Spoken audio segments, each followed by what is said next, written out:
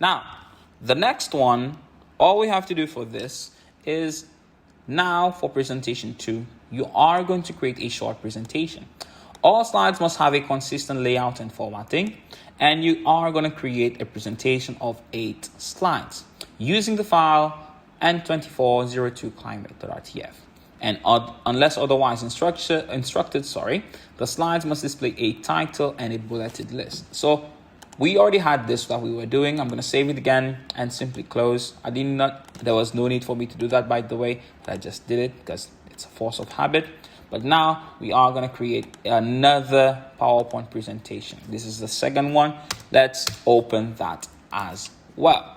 Since we're here, new slide, slides from outline. I'm going to go a bit faster for this one.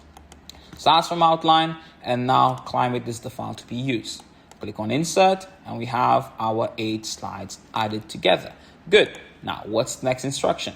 This time, we are going to place in the header automated slide numbers right align.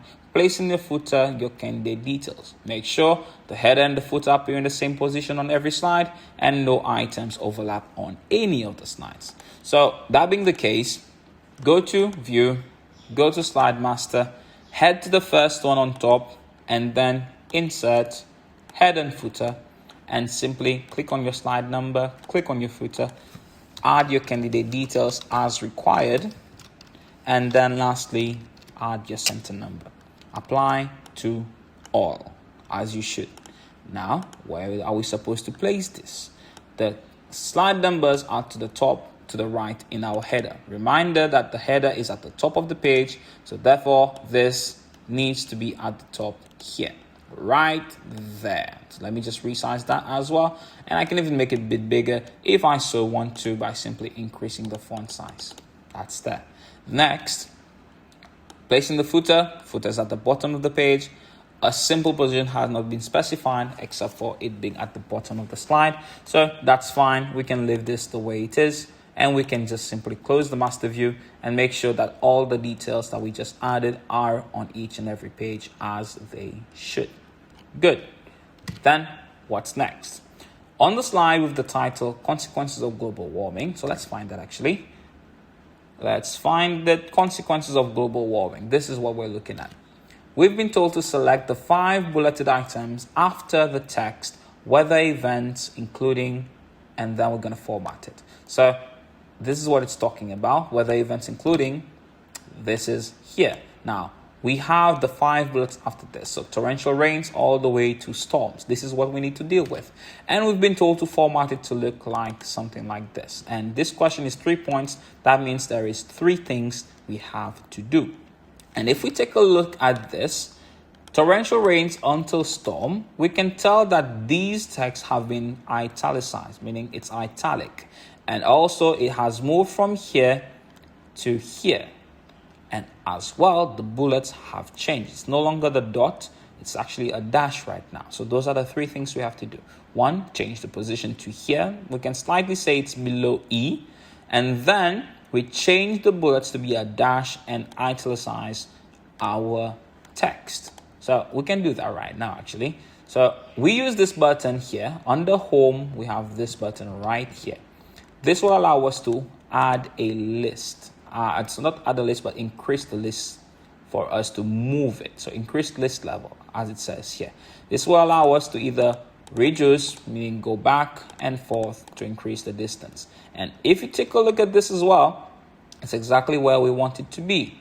Now, let's change these bullets. I'm going to keep the highlight. And as you can see, the highlight here allowed me to move all of them together. So bullets is here. There's a drop down to the side. Click on it. We don't see any dash in the list, so let's go to bullets and numbering for more options. Here, we still don't have it, so let's go to customize. Customize, we are going to look for the dash that we are supposed to use. I already have it here since this is a recently used symbol, but if we didn't have it there, we are going to look for it from the list. And of course, I see it here. Select it, press OK. Here it is. Press OK again. And of course, we've changed the bullets to being a dash. And the last point is to put it into italic, like so. And this is all we needed to do to get the 3 points. That means we can go to the next question. That was Not too bad. Now, 25. Delete the slides with the titles, organic farming practices, and then carbon sink. So 2 slides we have to delete. So let's just go back. Let's see. Organic farming practices is here. Carbon sinks is here. So you can simply select, right click, and then delete the slide. You do the same for the next one as well. Both are being removed. Now we have 6 slides altogether. Awesome. Then use the data in the files emissions.csv. So let's go to the file emissions. Let's see if it opens this time. Let's open it up. And of course we have an error. So let's pause and I'll be right back. So I'm back. Here is the file. Here we go. So from this point on, this is the file that we're supposed to use. And according to our question, we've been told that we are going to create a pie chart from this data. And we are going to show the emissions for each economic sector for the year of 2020 only. So there's something that was specified here. So economic sectors, we have these from industrial processes all the way to transportation. We have units, 1990 all the way to 2020 with its data below. But we are supposed to only show the data for the year 2020. So everything from unit all the way to 2015 is not needed. So we can simply delete them. And after that, as we know, if we have something next to our header, especially if there's a number as a header, this needs to be removed. And we highlight everything here, head to insert, pie chart for this one, and then we're going to create this. This is our pie chart. It's a bit small, yeah, but let's see what we have to do.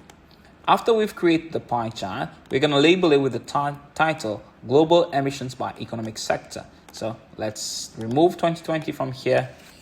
We've been told that it's going to be global emissions by economic sector. So space by economic sector.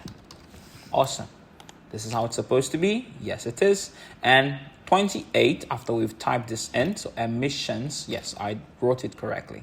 Format the chart to display the economic sector names and percentages as chart sector labels. So for this part, chart elements, which is the plus sign, we're going to add our data labels. But rather than just clicking, again, we go to the side where there's the arrow. Let's head to more options. In more options, we're going to select category name for us to add these names here, which are the labels. We are going to remove value since it's not needed, but we add percentage instead. And of course, I believe there's something else we have to read. Position these labels outside each chart sector. That means it's going to be outside end, not best fit. And there's a bit of a mess here, but let's continue.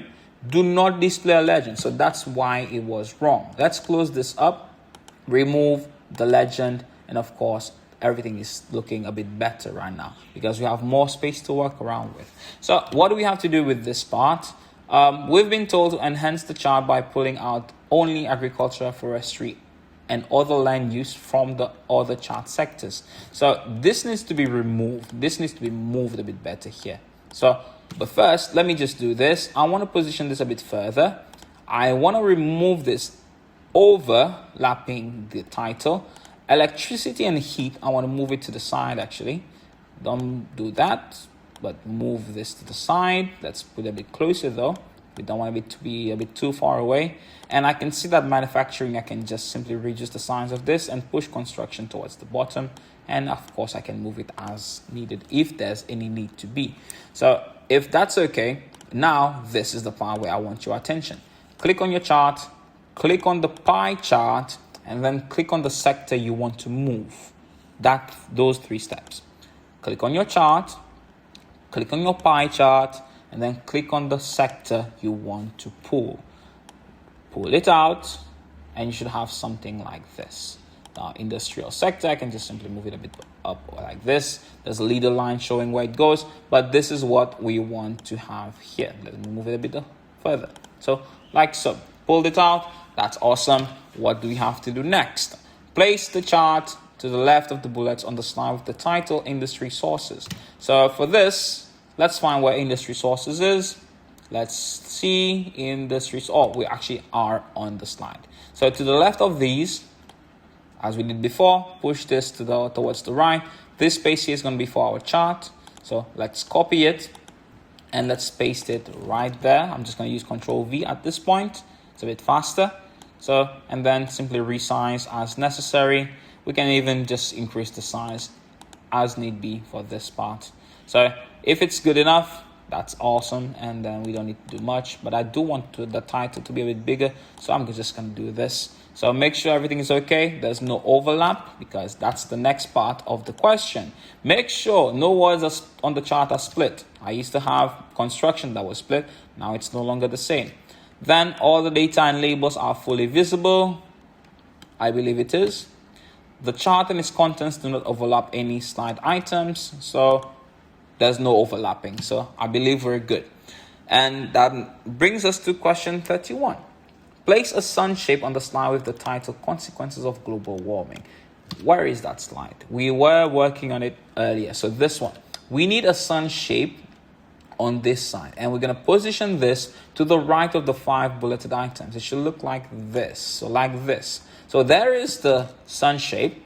We can check its position where it is right now, and it's next to this bar. And if we take a look, it's literally quite a bit in the middle of W and E. So let's go find this sun shape. So sun shape is here. There we go. There's the sun shape. It's under basic shapes. So let's simply draw this approximately to where we want to be. Approximate size as well. I'm just going to place it here just for the sake of having it in the correct place. But what do we do with this? Okay, so resize the sun shape so that it has a height and width of 4 centimeters. So there's a change in size. So for this, right click and then go to size and position. The same that we did with the line earlier. And size here needs to be 4 centimeters on each side. So let's bring this down to 4 centimeters. And let's bring this down to 4 centimeters as well. The size and the width. There we go. Done. Then we're going to edit this shape. Also, there's something else to do. Edit this shape so that when clicked, the slide with the title Greenhouse Gas Emissions is displayed. So we have to link this. And I think I want to put this in as black, because this is blue. So we can just change the shape outline to be black here. Or actually, no, change the fill to be black. But you can also click on this button. That also works. So let me close this first. We are going to add a hyperlink, because this is what it means when it says we are going to change it so that when it's clicked, it goes to the title the slide with the title Greenhouse Gas Emissions. So right click on this, go to hyperlink, and place in this document that this is going to be linked to greenhouse gas emissions. And I'm going to press OK here. I actually want to test this out. So let's go to slideshow. We're going to just slideshow from the current slide. And if we click on this, it should take us to that. So yeah, that works. That actually works. So this is what it means when click on this, it goes straight to this part here. So that's awesome. Now, placing your evidence, a screenshot showing the link from the shape to the correct slide. So we need to show how we did this. So right click again. We're going to go to edit hyperlink now. And this is what we want as a screenshot. So screenshot this. And this is what we are going to be placing in our evidence document. I haven't created an evidence document for this part, but this is what you need as a screenshot. So that's okay for this part. And now, so we have already reached the end. So save the presentation and print the full presentation as handouts in portrait orientation, where we have 2 slides to the page, each filling half of the page. And this is a total of 18 points as well. So let's go back. We are going to print the whole thing. So let's go to File, Print. We are printing all slides, but not printing as a full page slides, but printing it as 2 slides, handouts, 2 slides to the page. So now we have 3 pages, 1, 2, and 3. And this is what we have here. As you can see, there's a bit of pull out here, and we want to print this all together. So let me go back to Microsoft Print PDF. Let's just print it. And this is going to be our printout number 3. Save. Awesome. And that's the end of this showcase or demonstration. So I hope everyone has seen each and every step. I know I went a bit fast on the second one, but this is the pace that you usually would want to go with. So we did 2 presentations, and I hope I've showed everything that needs to be understood. Please do go over this, do practice as needed. Watch the video as many times as you want just to make sure that you've understood what needs to be done. And with that being said, I'd like to thank everyone that's watched the video, and I will see you in the next one. Take care.